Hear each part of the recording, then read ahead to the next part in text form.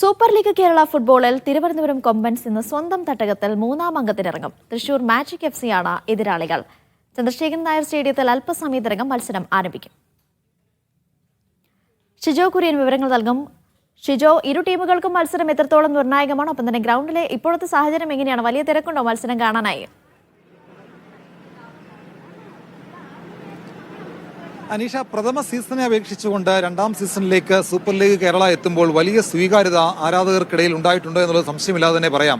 തിരുവനന്തപുരത്ത് ഇതിപ്പോൾ മൂന്നാമത്തെ മത്സരമാണ് നടക്കാൻ പോകുന്നത്.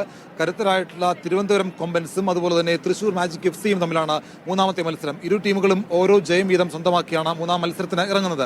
ആദ്യ മത്സരത്തിൽ തിരുവനന്തപുരം കൊമ്പൻസ് കണ്ണൂർ വാരിയേഴ്സിനോട് 2-3 ഗോളുകൾക്ക് പരാജയപ്പെടുകയും എന്നാൽ കഴിഞ്ഞ മത്സരത്തിൽ കോഴ്സ കൊച്ചിയോട് എതിരില്ലാത്തൊരു ഗോളിന് തിരുവനന്തപുരം കൊമ്പൻസ് ജയിക്കുകയും ചെയ്തു.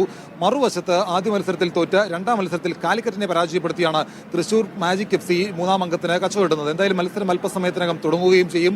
കഴിഞ്ഞ സീസണിൽ 2 തവണയും തിരുവനന്തപുരം കൊമ്പൻസും തൃശൂർ മാജിക് FCയും ഏറ്റുമുട്ടിയപ്പോൾ 2ലും ജയം തിരുവനന്തപുരം കൊമ്പൻസിനായിരുന്നു. മൂന്നാമത്തെ മത്സരത്തിലും, അതായത് ഇന്ന് നടക്കാൻ പോകുന്ന മൂന്നാമത്തെ മത്സരത്തിലും തൃശൂർ മാജിക് FCയെ പരാജയപ്പെടുത്താമെന്നുള്ള പ്രതീക്ഷയിലാണ് തിരുവനന്തപുരം കൊമ്പൻസ് ഇറങ്ങുന്നത്. എന്തായാലും കാണികൾ ഗ്രൗണ്ടിലേക്ക് എത്തി തുടങ്ങിയിട്ടുണ്ട്. അനീഷ, ഷിജോ ആണ് വിവരങ്ങൾ നൽകിയത്.